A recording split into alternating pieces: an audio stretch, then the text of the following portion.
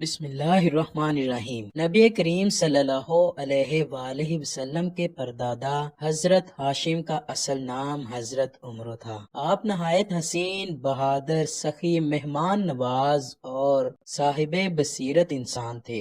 مکہ میں جب قحط پڑ گیا تو آپ نے سب سے پہلے یہ طریقہ اختیار کیا کہ شوربہ کے اندر روٹی کے ٹکڑوں کو چور کر کے ڈالا اور وہ اہل مکہ اور متاثرین کو کئی بار کھلایا۔ ہاشم کے معنی چور کرنے کے ہیں، اسی بنا پر آپ کا نام حضرت ہاشم پڑ گیا۔ آپ جوان رانا تھے، نور نبوت آپ کی پیشانی پر چمکتا تھا۔ بنی اسرائیل کے علماء اور حکماء آپ کو دیکھتے تو عزت و تکریم کی خاطر جھک جاتے اور ان کے ہاتھ چومتے۔ قبائل عرب کے بڑے بڑے سردار اور علماء بنی اسرائیل نکاح کے لیے اپنی بیٹیاں پیش کرتے۔ شاہ روم نے اپنی شہزادی کے رشتے کی پیشکش کی۔ ان کی خواہش تھی کہ کسی نہ کسی طرح نور نبوت ان کی طرف منتقل ہو جائے۔ حضرت ہاشم پہلے سردار تھے جنہوں نے سال میں 2 مرتبہ تجارت کا دستور جاری کیا، موسم گرما میں شام کی طرف اور موسم سرما میں یمن کی طرف اور حبشہ کی طرف۔ آپ دین حنیف، دین ابراہیمی پر قائم تھے اور بتوں کی پوجا نہیں کرتے تھے۔ ایام حج میں حضرت ہاشم حاجیوں کی بہت خاطر تواضع کرتے، انہیں گوشت، روٹی، ستو اور کھجوریں کھلاتے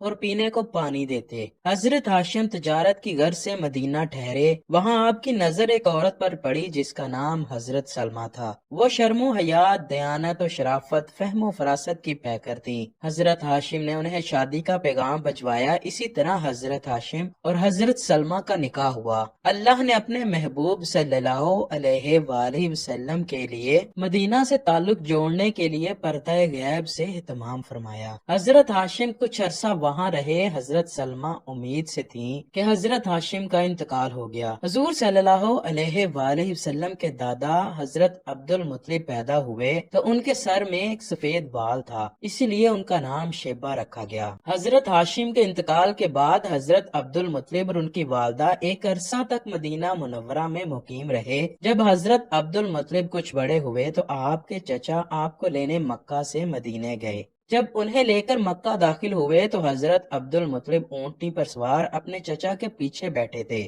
سفر کی صعوبتیں، چہرے پر گرد و غبار اور یتیمی کے تاثرات نمایاں تھے۔ لوگوں نے ان سے پوچھا کہ تمہارے پیچھے کون سوار ہے؟ تو آپ نے حیا کی وجہ سے کہہ دیا یہ میرا غلام ہے۔ بعد ازاں پہنچ کر آپ نے حضرت عبد المطلب کو نہلایا اور کپڑے پہنائے تو پتہ چلا کہ حضرت عبد المطلب آپ کے بھتیجے ہیں۔ چنانچہ اسی بنا پر آپ کا نام عبد المطلب یعنی مطلب کا غلام رکھا گیا۔ حضرت عبد المطلب بڑے ہوئے تو قریشی سردار بنے۔ آپ حسن و جمال کا پیکر تھے۔ آپ کی سخاوت اور مہمان نوازی اپنے باپ سے بھی بڑھ گئی۔ آپ کا دسترخوان اس قدر وسیع تھا کہ آپ کی مہمان نوازی انسانوں سے گزر کر چرند پرند تک پہنچ گئی۔ ان کے لنگر کا یہ عالم تھا کہ جو کوئی آتا بھوکا واپس نہ جاتا۔ حضرت عبد المطلب کا جہاں بھی ذکر کیا جائے تو وہاں زمزم کے کنویں کا ذکر بھی ضرور آتا ہے۔ قبیلہ جرہم یمن کے رہنے والے تھے۔ جب یمن میں قحط پڑا تو یہ لوگ اناج کی تلاش میں نکلے، یہاں تک کہ مکہ پہنچ گئے۔ ان کی ملاقات حضرت اما ہاجرہ سے ہوئی۔ زمزم کا کنواں دیکھ کر انہوں نے ڈیرے ڈال دیے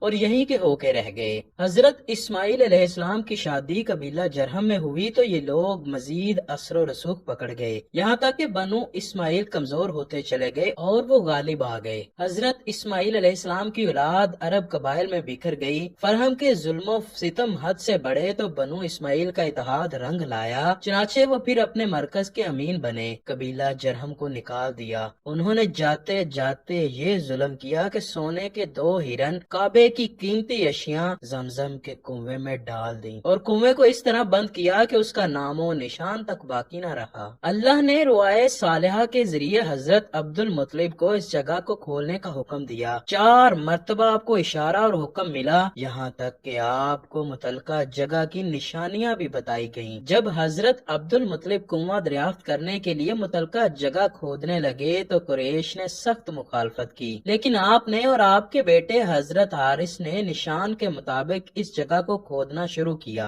حضرت عبد المطلب کامیابی سے ہمکنار ہوئے تو اللہ اکبر کا نعرہ لگایا۔ بعد ازاں آپ نے زمزم کے کنویں کے قریب حوض بھی تیار کروائے۔ حضرت عبداللہ کے بدلے 100 اونٹ۔ دوستو، آب زمزم کا کنواں کھودتے وقت حضرت عبد المطلب رضی اللہ تعالیٰ عنہ کے ساتھ ان کا معاون صرف ان کا بڑا بیٹا حضرت حارث تھے۔